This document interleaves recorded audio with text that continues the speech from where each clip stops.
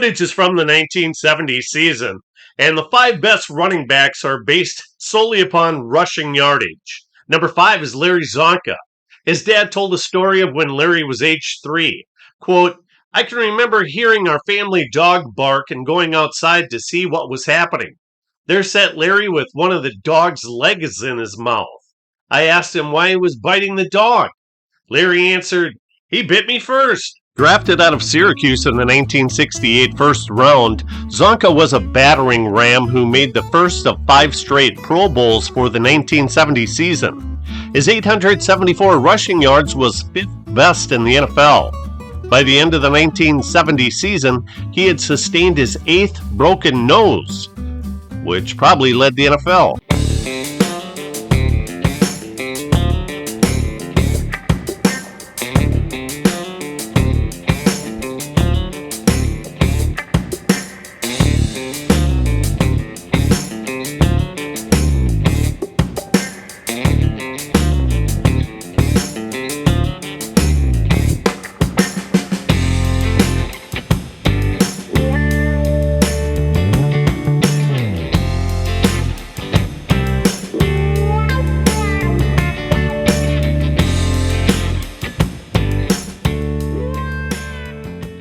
Csonka's best friend was backfield mate Jim Kiick.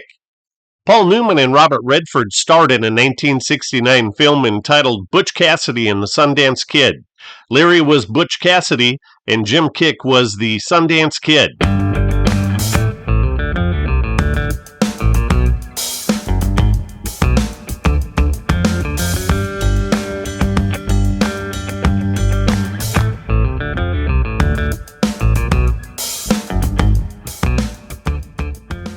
Floyd Little was also a first-round draft pick out of Syracuse.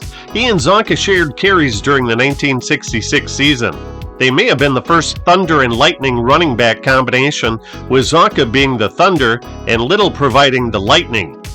Little's 901 rushing yards were 4th best in the NFL, and it led the AFC. That total goes to show how difficult rushing yards were to come by in 1970. He would lead the NFL with 1,133 rushing yards in 1971.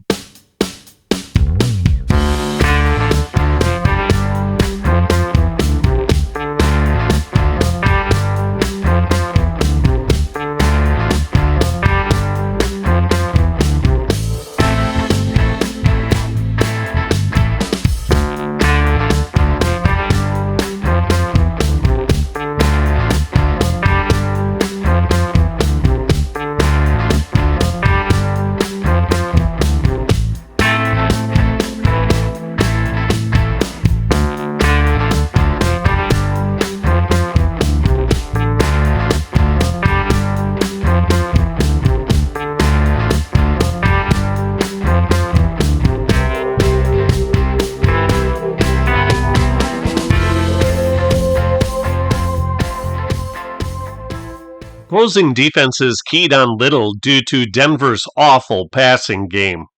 Broncos quarterbacks only completed 45% of their passes and only threw 11 touchdowns against a whopping 28 interceptions. Little was the go-to guy and was the only Pro Bowl player on the Broncos roster.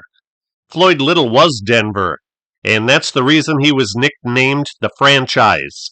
MacArthur Lane was yet another first-round draft pick. He had good size at 6'1", 220 pounds, yet he was elusive and had fine speed. His big year in 1970 was a primary reason for the Cardinals improving from a 4-win, 9-loss, 1-tie team in 1969 to an 8-win, 5-loss, 1-tie team.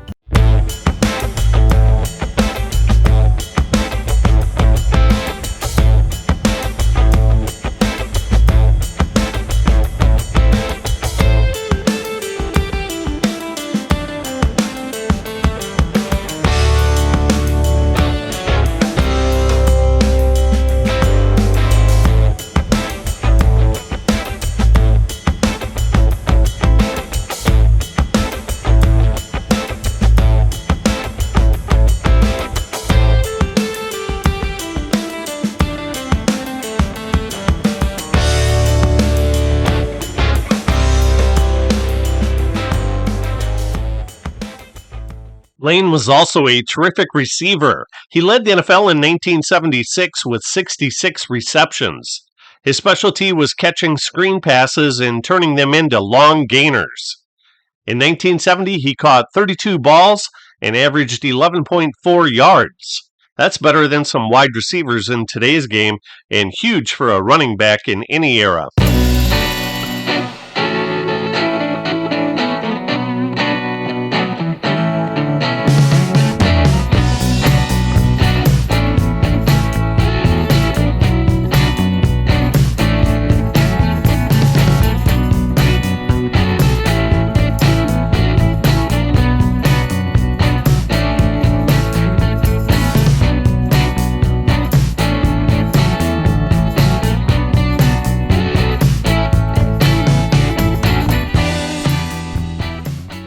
Ron Johnson continues the trend of another first-round draft choice.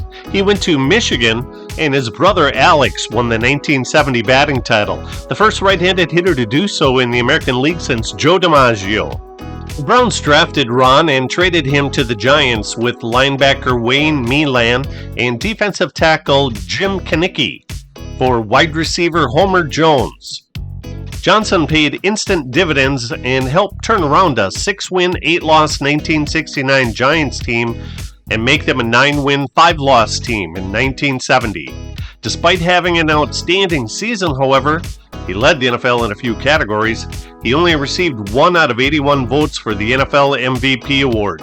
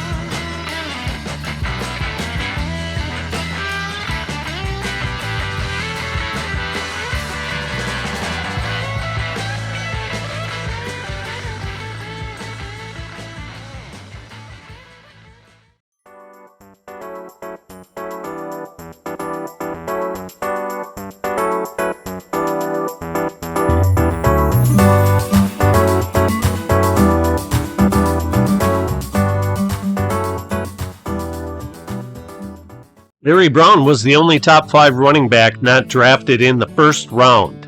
In 1969, newly arrived Redskins head coach Vince Lombardi noticed that Brown was late moving off the snap of the ball and had a hearing problem.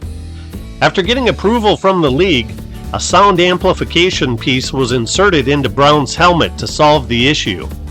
Although only a blocking back at Kansas State, Lombardi turned him into a stellar running back, as Brown made the Pro Bowl in his first 2 years in the league.